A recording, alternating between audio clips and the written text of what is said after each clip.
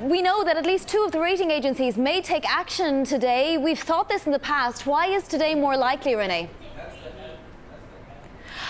Both Standard & Poor's and Moody's are scheduled to release ratings actions today. It does not say they necessarily will release something, but it is on their schedules.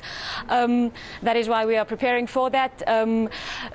Standard & Poor's had a downgrade in April after the finance minister, Minister Pravin Gordhan, the previous minister, was fired, and Moody's had an action later on in July. So, I mean, the next round is coming up today.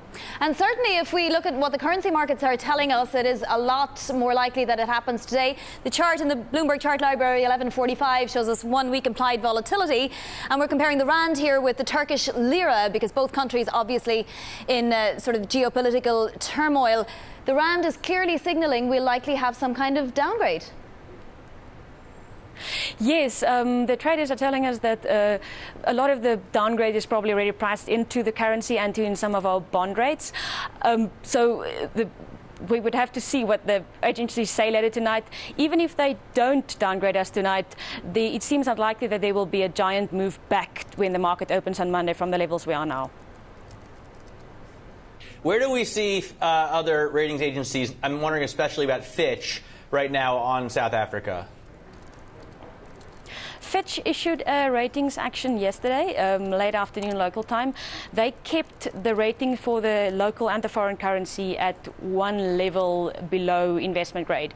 So they went with the same rating they went to in April, and they just flagged some of the risks again that they flagged in April, almost like in a holding statement. What are those risks? I mean, what are the biggest risks that we expect to hear from later from these the main ratings agencies, or that we heard from Fitch yesterday?